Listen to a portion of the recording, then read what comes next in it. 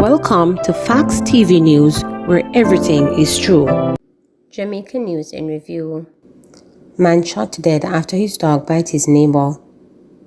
A man was shot to death after his dog bit his neighbor in Top Hill, Montclair, St. James on Saturday morning. He has been identified as 40-year-old Omar Nichols, otherwise called Ras, a cleaner from the Top Hill community. According to information reaching reporters, around 10:45 a.m., Nichols' dog bit his neighbor. Police said a man reported to be a relative of the person who was bitten armed himself with a handgun and went to Nichols' yard. The now deceased was standing at his gate, the police said, when the man pulled a handgun, chased and shot him repeatedly. Nichols fell to the ground and the gunman used a stone to hit him in the head, after which he made good his escape on foot in the area. Police have since launched a manhunt for the killer. Chino charged with murder after laborer is chopped to death. A 32-year-old man from St. Catherine was charged with murder following the chopping death of another man on Burke Road, Old Harbour, in the parish on Sunday, July 1. Charged is Jamar Simit, otherwise called Chino, a mason of North Street, Old Harbour. Dead is 44-year-old Kevin Davis, otherwise called Tubi, a laborer of Buddy's Crescent, Old Harbour, St. Catherine. Reports on the Old Harbour Police are that about 2:20 p.m., Simit, along with other persons, allegedly set upon Davis where they beat and chopped him with a machete. The police were alerted and on their arrival, Davis was taken to hospital where he was pronounced dead. On Tuesday, July 11, Simit handed himself into the police in the company of his attorney where he was interviewed and subsequently charged. Davis' court date has been finalized. His accomplices are currently being sought by the police. PM urges St. Elizabeth residents to help police locate 8 prisoners who escaped. Prime Minister Andrew Holness is appealing to residents of St. Elizabeth to assist the police in locating 8 prisoners who escaped from the Black River lockup last month. The men charged for several crimes escaped on June 19 and are yet to be located. Speaking in St. Elizabeth, the Prime Minister urged residents to share whatever information they have with the police. We're in the parish of St. Elizabeth. This is the parish, but not the exact constituency, where the jailbreak occurred, where I believe it's 8 prisoners, and may I add 8 dangerous prisoners that escaped during the jailbreak. I want to take the opportunity to appeal to residents in the parish that if you have information about the whereabouts of these escapees, please present that information to the police. There are many ways to present the information whilst maintaining your anonymity, if you so desire. But if you have information, please help us to have those escapees returned to the criminal justice system. Man and 3-year-old son shot and injured in St. James. A 38-year-old man and his 3-year-old son are being treated at hospital after they were shot by armed men at their home in St. James on Friday night. The police say about 8 p.m., the man, his child, and other family members were at home when heavily armed men entered the house. The gunmen opened fire hitting the man and the child before escaping on foot. The police were summoned and the 2 were rushed to hospital where they were admitted in critical condition. Security guard charged with conspiracy to murder. A 28-year-old man from Kingston was charged with accessory before the fact, accessory after the fact, and conspiracy to murder following a shooting incident which occurred on Friday, June 30th. Charged is Rushing Anderson, otherwise called Blacks or Short Boss, a security guard of Willow Drive, Cockburn Pen. Dead is Craig Johnson, otherwise called Big Head, a laborer of Orange Street in the parish. Reports from the Central Police are that about 9:45 a.m., Johnson was standing in his yard when a Toyota motor car drove up with Anderson and other men who alighted from the vehicle and allegedly opened fire hitting Johnson. Police personnel who were on duty in the area heard the explosions and went to investigate, and Anderson and his accomplices fired shot at the lawmen. The policemen returned gunfire at their attackers, hitting 2 of the 4 men. The motor car then collided into a wall. Anderson and one of the men escaped on foot in the area, however, he was later arrested. He was charged after a question and answer session in the presence of his attorney. Anderson's court date has not been finalized, and his accomplices are currently being sought by the police. Mother and son killed in Spanish Town gun attack. A mother and her son were shot dead by gunmen on St. John's Road in Spanish Town, St. Catherine on Monday night.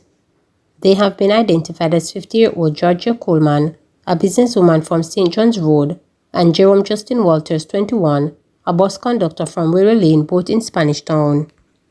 It was reported that around 7:45 p.m., the two were at the mother's business place when two men drove up on a motorbike and opened gunfire, hitting them both. Police said Walters received gunshot wounds to his upper body. Coleman ran and collapsed at the side of an unfinished building. She also sustained gunshot wounds to her upper body. Walters was rushed by police to the hospital, where he was pronounced dead. Coleman was also taken to the hospital by residents and was also pronounced dead. No motive has been established for the gun attack, the police stated. Two men killed in confrontation with police in Negril. Two men who were reportedly shot and killed by police in Redgrove, Negril, Westmoreland on Monday evening. The deceased have been identified as 40-year-old Richard Mosley and 25-year-old Shane Grandison, a tour bus operator. Both are from the community. Reports are that police officers assigned to specialized operations were on mobile patrol duty in Negril police area when they intercepted a white Toyota Corolla Fila motorcar. It is alleged that the officers were fired at and, in fear of their lives, took evasive action and returned gunfire in the direction of the motorcar. It is said that one of the men ran from the motorcar and eluded the police.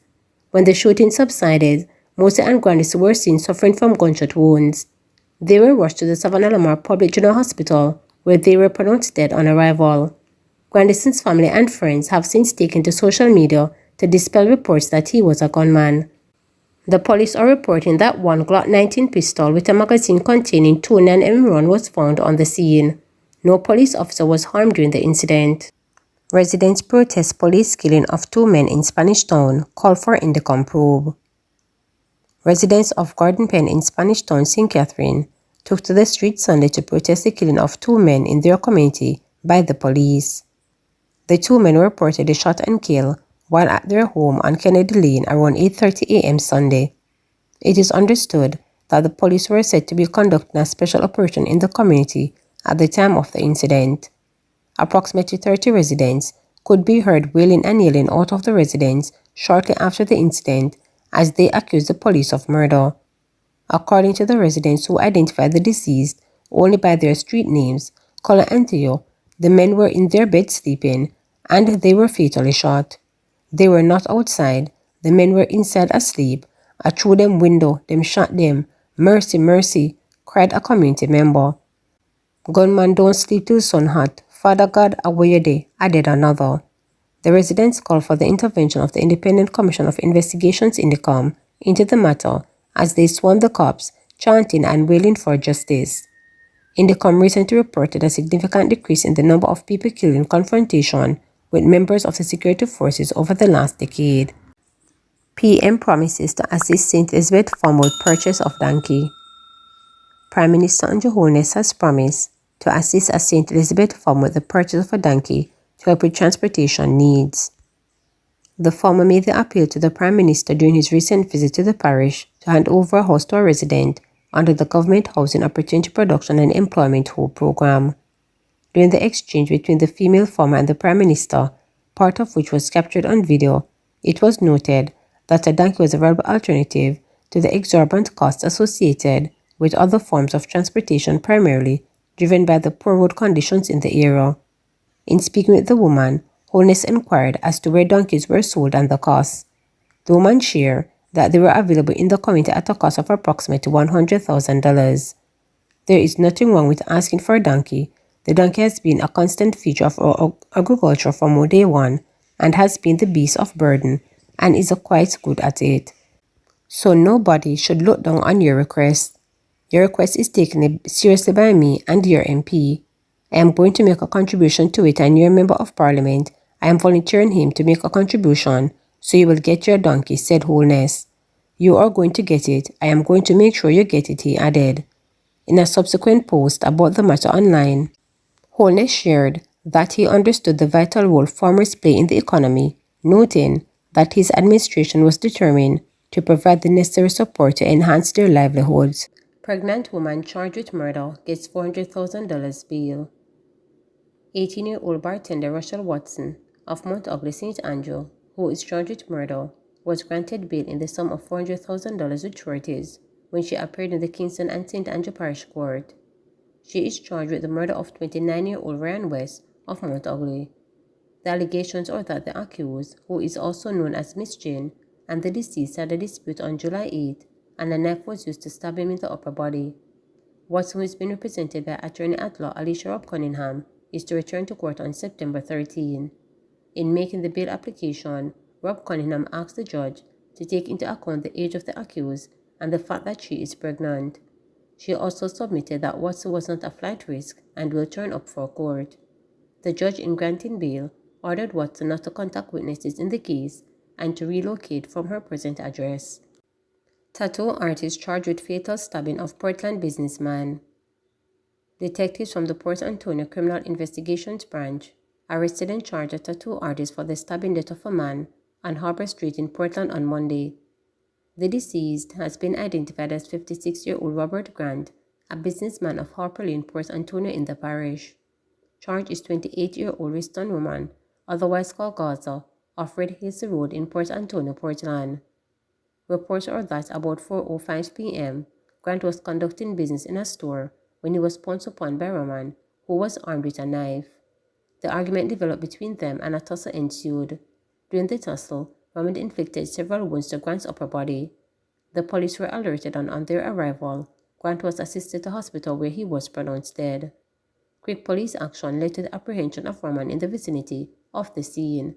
A knife was also recovered, and he was later charged after a question and answer interview was conducted. His court date is being finalized. 16-year-old dead, another injured after Westmoreland motorcycle crash.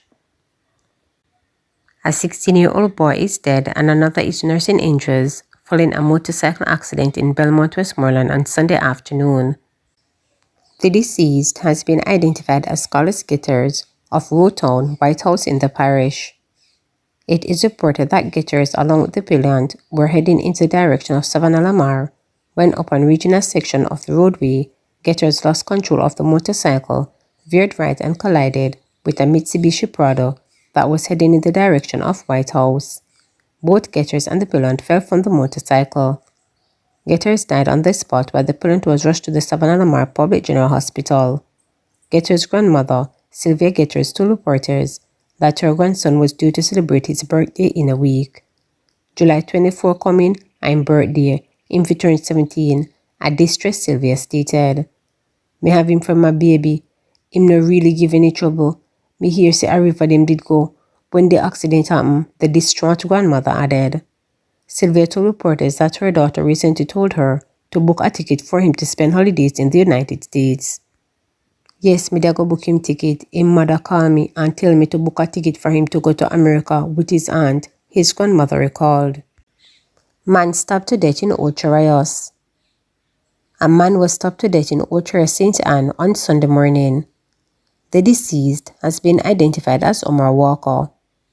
Police report that around 10:40 a.m., Walker got into a dispute with another individual in the vicinity of the Jamaica National Bank. According to lawmen, a knife was brought into play and Walker was stabbed multiple times. His attacker then fled the scene. Police were called to the scene and Walker was taken to hospital where he was pronounced dead. The death follows last evening double murder in Perry in the parish when two men were shot and killed. The police are investigating both incidents. No motive had yet been established for the double murder. Chuck says social media mischief threatening democracy. Minister of Justice Delroy Chuck says Jamaica's democracy is under threat due to the emergence of misinformation and mischief on social media.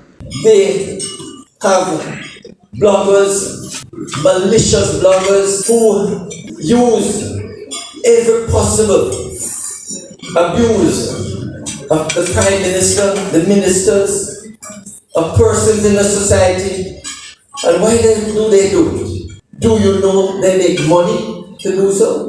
When they can get a few thousands of persons to tune into them, YouTube pays them. Can you imagine? First of all, do not pass around information unless you can verify it.